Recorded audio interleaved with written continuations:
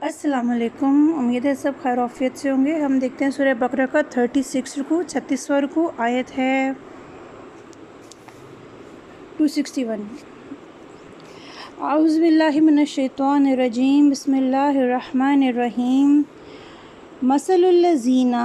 मिसाल उन लोग की जो युनफ़िकूना वो खर्च करते हैं, अम्वालहुम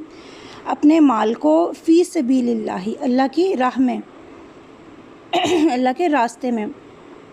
कमसली मानिंद मिसाल है, हब्बतिन एक दाने के,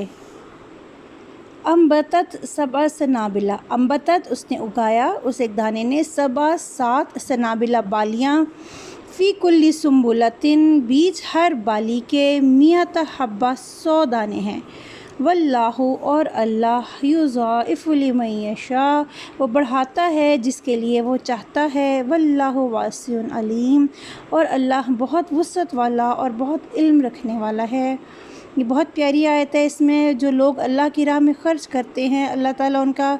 अजर कितना बढ़ा चढ़ा कर उनको वापस लौटाता है, उनको कितना दुनियावी माल में भी और उनकी आखिरत के फ़ायदे में भी। कि यहाँ पे उन्होंने एक गंदम के दाने की मिसाल दी है।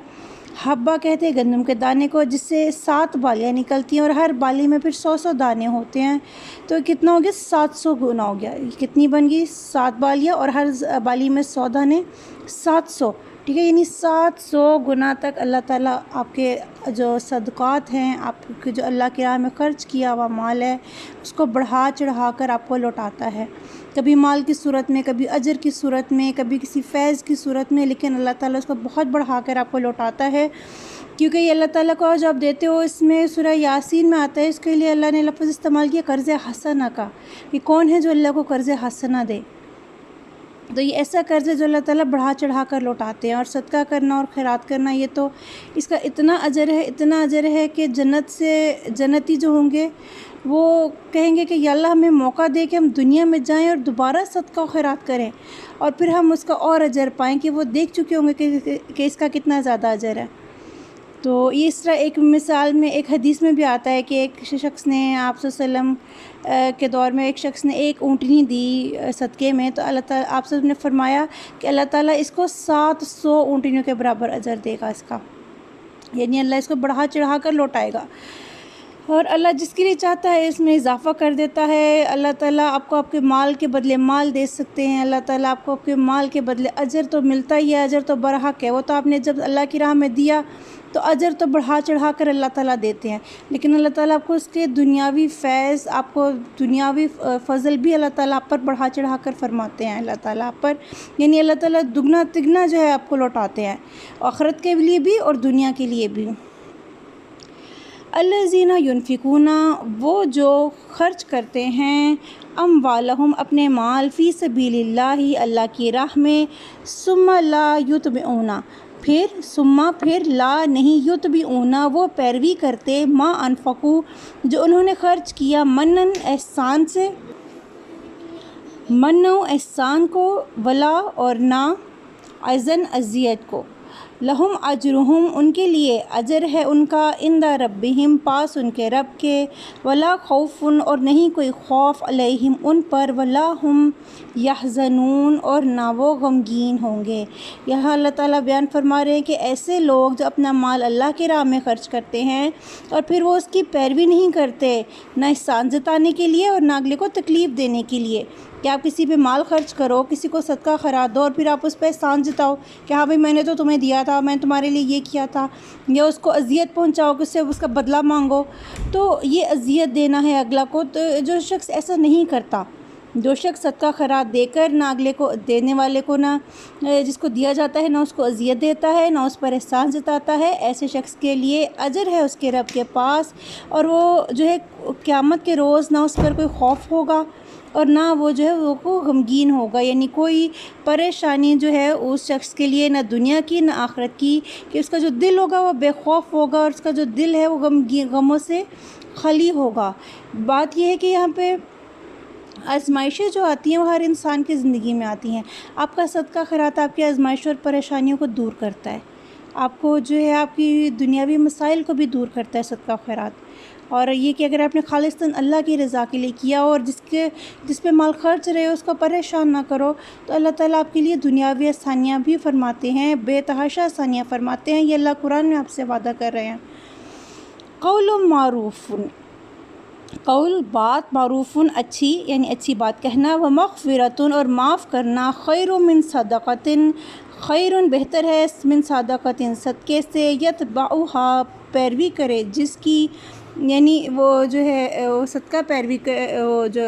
صدقہ وہ پیروی کرے، اذن کسی اذیت کی، کوئی اذیت کی، یعنی ایسا صدقہ جس کی پیروی کوئی اذیت کرے، یعنی مطلب یہ کہ جب آپ ایسا صدقہ جس کے بعد آپ اذیت دو دوسرے کو، اس سے بہتر ہے صرف اچھی بات بول دینا اور اگلے کو معاف کر دینا، ایسے صدقے سے بھی بہتر ہے۔ ابھی کے صدقہ کتنا بڑا جو ہے عمل ہے، آپ کے اجر کتنا زیادہ ہے اس کا دنیا میں بھی اور آخرت میں بھی، لیکن ایسا صدقہ جس کی اذیت پیروی کرے، یعنی ایسا صدقہ دے کر جس پہ آپ نے احسان جتانا ہے اگلے پہ، اگلے کو اذیت دینی، اس سے بہتر ہے صرف کوئی اگر شخص اچھی بات بول دیتا ہے یا دوسروں کو معاف کر دیتا ہے تو اس کا عمل بہتر ہے اس صدقے والے سے۔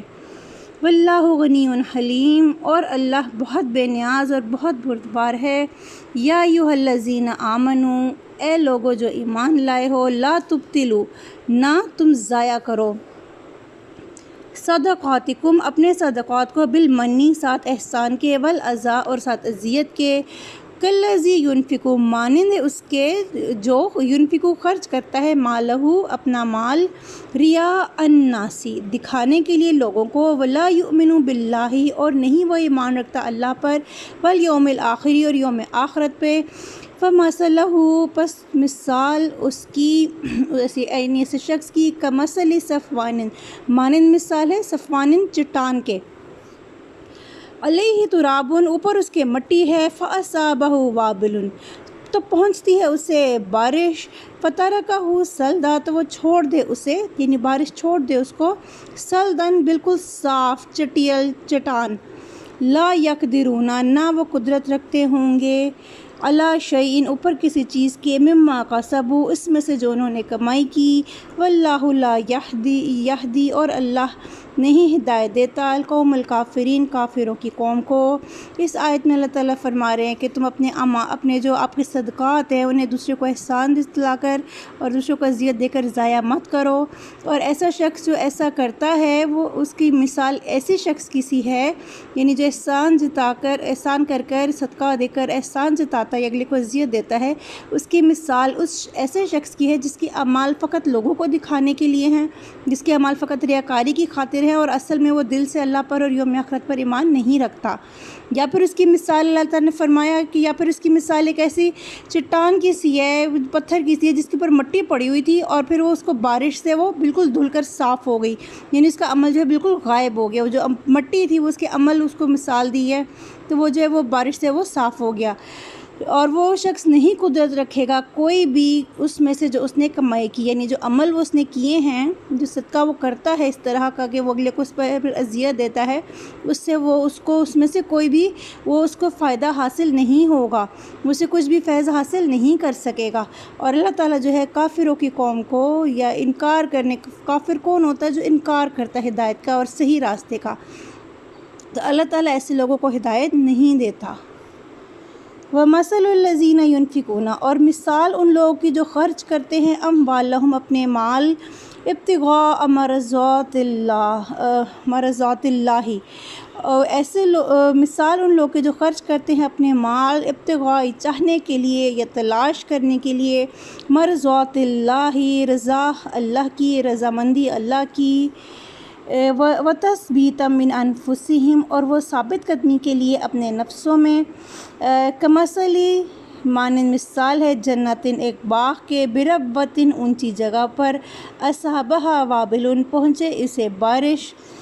فآتت اکلہا ضعفین تو دے اکلہا پھل اپنا، یعنی وہ باغ اپنا پھل دے، ضعفین دگنا،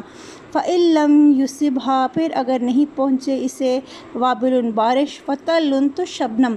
ہی کافی ہے۔ واللہ بما تعملون بصیر، اور اللہ اسے جو تم عمل کرتے ہو خوب دیکھنے والا ہے، خوب دیکھ رہا ہے۔ اس آیت میں جو ہے بڑی پیاری جو ہے میٹافرز، پتہ ہے عربی جو لوگ تھے بڑے شاعر لوگ تھے، تو وہ جو ہوتے تھے استعارے اور جو ہے تشبیہات، اس سے بڑے جو ہے وہ کام لیتے تھے اپنے بیان میں۔ فصیح بیان تھے ان جو تھے، فصیح البیان لوگ تھے، اور بڑے اچھی ان کی ہوتی تھی شعر و شاعری اور بیان کرنے کا انداز۔ تو قرآن بھی اللہ تعالیٰ نے بہت خوبصورتی سے نازل کیا، جس میں اللہ نے مثالیں دی ہیں، میٹافرز یوز کی ہیں۔ اللہ تعالیٰ نے جو ہے اس کی خوبصورتی میں جو اضافہ کرتے ہیں، یہ بہت پیارا پیغام کہ اللہ تعالیٰ کہتے ہیں کہ ایسے لوگ جو اپنا مال صرف اللہ کی رضا کی چاہت کے لیے خرچ کرتے ہیں، ان کی مثال ایسی ہے کہ جیسے کوئی باغ ہے جو کسی بہت اونچی جگہ پہ ہے، اور اس کو جب بارش پہنچتی ہے تو وہ اپنا جو پھل ہے وہ دگنا کر دیتا ہے، وہ اپنا جو پھل ہے وہ باغ وہ دگنا چگنا بڑھا کر دیتا ہے۔ یعنی ایسے لوگوں کا جو صدقہ ہے ان کے لیے ایسا ریٹرن ہے کہ کوئی باغ جس کو جو دگنا تگنا بڑھا کر پھل دے، اپنا دگنا بڑھا کے، اور اگر اس کو بارش نہ بھی پہنچ سکے تو شبنم ہی اس کافی ہے کہ شبنم سے ہی اس کا پھل بڑھ جاتا ہے۔ تو اور اللہ جو ہے کہتے کہ جو تم عمل کرتے ہو اس کو خوب دیکھنے والا ہے۔ ایود احدکم، ایود کیا چاہتا ہے، احدکم تم میں سے کوئی ایک، ان تکونو کہ ہو، لہو جنتن اس کے لیے جنتن ایک باغ، من نخیل کھجوروں کا، واعناب اور انگوروں کا، تجری من تحتها الانہار بہتی ہوں اس کے نیچے نہریں، لہو فیہا اس کے لیے، فیہا اس میں یعنی اس باغ میں، من کل الثمرات ہر طرح کے پھل ہوں، وَأَصَابَهُ الْكِبَرُ اور پہنچے اسے بڑھاپا، یعنی اس شخص کو بڑھاپا آ جائے، وَلَهُ ذُرِّيَّةٌ اور اس کی لہو ذُرِّيَّةٌ اولاد، ضعفاء کمزور ہو، کم عمر ہو، چھوٹی ہو، سارے معنوں میں آئے گا یہ۔ فَأَصَابَهَا إِعْصَارٌ پھر پہنچے اسے یعنی اس باغ کو، إِعْصَارٌ ایک بگولا، فِيهِ النَّارُ جس میں آگ ہو، فاحترقت پس جلا دے اس کو، كَذَلِكَ يُبَيِّنُ اللَّهُ اسی طرح بیان کرتا ہے اللہ، لَكُمُ الْآيَاتِ تمہارے لیے آیات، نشانیاں، یعنی آیتیں یا نشانیاں، لَعَلَّكُمْ تَتَفَكَّرُونَ تاکہ تم تفکر کرو۔ یہ جن آیتوں میں تفکر کا ذکر آتا ہے ان آیتوں میں واقعی سوچنے کی بات ہوتی ہے کہ ایک ایسے شخص کے جو چاہتا ہے اس کے پاس ایک باغ ہو اور بہت ہرا بھرا ہو اور پھل دیتا ہو، اور پھر اچانک سے وہ شخص جو اس کا جو سنبھالنے والا ہے وہ بڑھاپے کو آ جائے، اور وہ کمزور ہو اس کی اولاد جو نہ اس باغ کو سنبھال سکتی ہو، اور پھر اس باغ کو کوئی ایک بگولا بھی آ لپیٹے جو اس کو آگ ہو جس میں اس کو جلا دے، تو جو ہے کہ کوئی شخص ایسے مقام پر ہونے کی خواہش کرے گا؟ کیا کوئی شخص چاہے گا اس کے ساتھ ایسا ہو؟ اس کے بارے میں حضرت عمر نے فرمایا، پوچھا کہ کیا آیت کس بارے میں، کیا تم لوگ سمجھتے ہو؟ اس پر حضرت ابن عباس نے جواب دیا کہ یہ مثال ہے، جیسے میں نے پہلے بتایا کہ اس میں جو ہے